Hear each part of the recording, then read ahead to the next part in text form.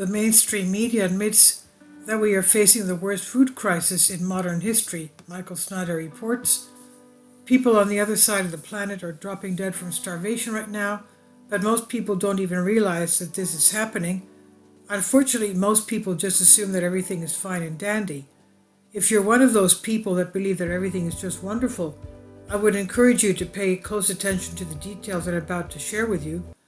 Global hunger is rapidly spreading, and that's because global food supplies have been getting tighter and tighter. If current trends continue, we could potentially be facing a nightmare scenario before this calendar year is over. Pakistan is not one of the poorest nations in the world, but the lack of affordable food is starting to cause panic inside the country. The following comes from the Time magazine. Last Saturday in Mirpur Khas, a city in Pakistan's Sindh province, hundreds of people lined up for hours outside a park to buy subsidized wheat flour offered for 65 rupees a kilogram instead of the current inflation rate of about 140 to 160 rupees. When a few trucks arrived, the crowd surged forward, leaving several injured. One man, Harshing Kolhi, who was there to bring a 5 kilogram bag of flour home for his wife and children, was crushed and killed in the chaos. We're seeing similar things happen all over the planet. Just because you still may have enough food to eat does not mean that everybody else is okay. In fact, things have already gotten so bad that even CNN is admitting that we're facing the worst food crisis in modern history. Yet the world is still in the grips of the worst food crisis in modern history, as Russia's war in Ukraine shakes global agricultural systems, already grappling with the effects of extreme weather and the pandemic. Market conditions may have improved in recent months, but experts do not expect imminent relief. That means more pain for vulnerable communities already struggling with hunger. It also boasts the risks of starvation and famine in countries such as Somalia, which is contending with what the United Nations describes as a catastrophic food emergency. Sadly, it's not just in Somalia where the food crisis has reached catastrophic proportions. According to Reuters, the entire continent is now dealing with the worst food crisis that Africa has ever seen. Across Africa, from east to west, people are experiencing a food crisis that's bigger and more complex than the continent has ever seen, say diplomats and humanitarian workers. Please go check and read that statement again. A food crisis that's bigger and more complex than the continent has ever seen. Do you remember all those years when Sally Struthers was begging us to feed the starving children in Africa? Well, the truth is that conditions are now far worse than when she was making those commercials. At one hospital in Somalia, grieving mothers are regularly bringing in very young children that have literally starved to death. Sometimes mothers bring us dead children, said Faria Mahmoud Jama, head nurse of the pediatric emergency unit, and they don't know that they're dead. Weakened by hunger, camp residents are vulnerable to disease and people are dying due to lack of food, said Nadifa Hussein Mohammed, who managed the camp where Isaac's family initially stayed. She said maybe the whole world is hungry and donors are bankrupt, I don't know, but we're calling out for help and we do not see relief, she said. UN officials are doing what they can to help, but the truth is that they are being absolutely overwhelmed by the scope of the crisis. Over the past 12 months, the number of Africans that are dealing with acute food insecurity has absolutely exploded. The number of East Africans experiencing acute food insecurity, when a lack of food puts lives or livelihoods in immediate danger, has spiked by 60% the last year and by nearly 40% in West Africa, according to the World Food Program, WFP. Sadly, a lot of Americans are simply not going to care about what's going on over there as long as we have enough food over here.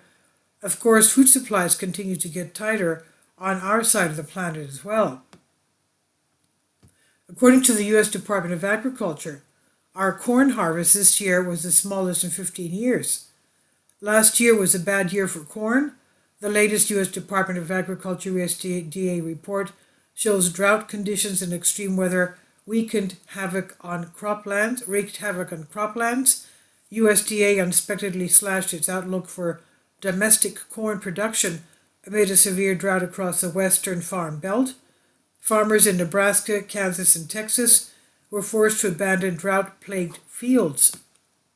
The agency estimated farmers harvested 79.2 million acres, a decline of 1.6 million acres versus the previous estimate, the smallest acre harvest since 2008. That would not be so bad if our population was still the same size that it was back in 2008. Other harvests have been extremely disappointing too, and that is one of the factors that has been steadily driving up food prices. At this point, the average U.S. household is spending $72 more on food per month than it was at the same time a year ago. As inflation continues to decimate the budgets of American families, the December report from Moody's Analytics showed that families are spending an estimated $72 more on food per month than they were a year ago. And that figure is pulled up out of a report that says a typical U.S. household is shelling out $371 on goods and services more than they were a year ago. In particular, the price of eggs has gone completely nuts. I recently came across an article about one small business owner that is now paying 3 times as much for eggs as she once did. It just seems like the cost of everything is going up these days, and that includes egg prices, which are affecting local businesses. We used to buy 15 dozen eggs for Sam's for $23, and now they're $68, said Cindy Gutierrez, the owner of Creative Cakes. Now it's about 63-ish for 15 dozen, and it's also hard to get 15 dozen, said Caitlin Wallace, the owner of Katie Pies. The prices for eggs have surged 3 times their original price. According to Consumer Price Index, egg prices increased by 10% in October 2022, and that increase has continued to rise. This is causing a domino effect for restaurants, businesses, and bakeries who use eggs. Economic conditions are changing so rapidly, and nothing will ever be quite the same again. As we move forward, the widespread use of Beetle Burgers is one of the solutions that the global elite are starting to push. Beetle Burgers could soon be helping to feed the world, according to new research. The creepy crawlers' larvae, better known as mealworms, could act as a meat alternative to alleviate hunger worldwide. The process uses a fraction of the land and water and emits a smaller carbon footprint in comparison of traditional farming. To make this a reality, French biotech company Insect is planning a global network of insect farms, including nurseries and slaughterhouses. A pilot plant has already been set up at a dole in the Bourgogne, Franche-Comté region of France. Doesn't that sound yummy? Of course, these Beetle Burgers will just be the drop in the bucket. No matter what the global elite try, they will not be able to stop the worst food crisis in modern history from getting a whole lot worse. So I would encourage you to stock up while you still can. Global food supplies are getting a little bit tighter with each passing day, and I have a feeling that 2023 will have lots of unexpected surprises for all of us. It's finally here. Michael Snyder's new book entitled End Times is now available in paperback and for Kindle on Amazon. About the author, my name is Michael. This is written by Michael Snyder. And he said my brand new book entitled End Times is now available on Amazon. In addition to my new book, I've written 6 other books that are available on Amazon, including 70 Apocalypse, Lost Prophecies, The Future of America, The Beginning of the End, and Living a Life That Really Matters, commissions earned. When you purchase any of these books, you help to support the work that I'm doing, and one way that you can really help is by sending copies as gifts to family and friends. Time is short, and I need help getting these warnings into the hands of as many people as possible.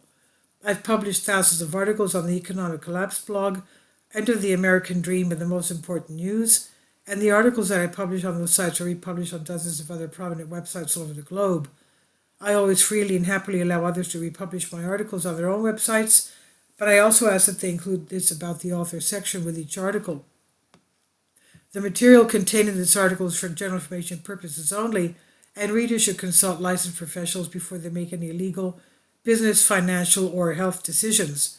I encourage you to follow me on social media, Facebook and Twitter, and any way that you can share these articles with others is definitely great help.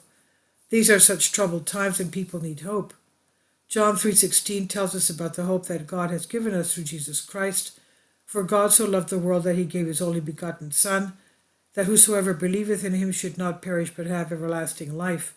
If you have not already done so, I strongly urge you to invite Jesus Christ to be your Lord and Savior today. And this is by Michael Snyder on the Economic Collapse blog. Please leave your comments and thank you for your support. Kindly support my Patreon account. The daily posts are 5 videos daily, and they are totally different from what I have on my YouTube channel. Thank you so much for your support and that you find all my content so interesting. You'll find the Patreon account details in the description box